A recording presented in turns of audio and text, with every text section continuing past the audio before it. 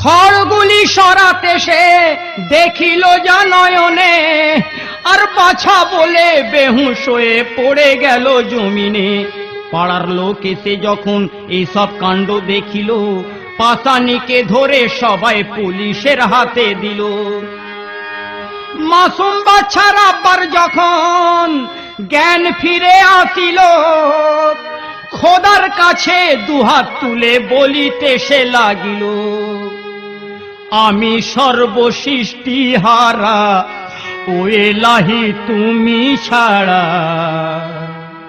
আমি সর্বসৃষ্টি হারা, ও এলাহি তুমি ছাড়া। কে বুঝিবে আমার এই বেদনা, বেদনা কে বুঝিবে আমার এই বেদনা।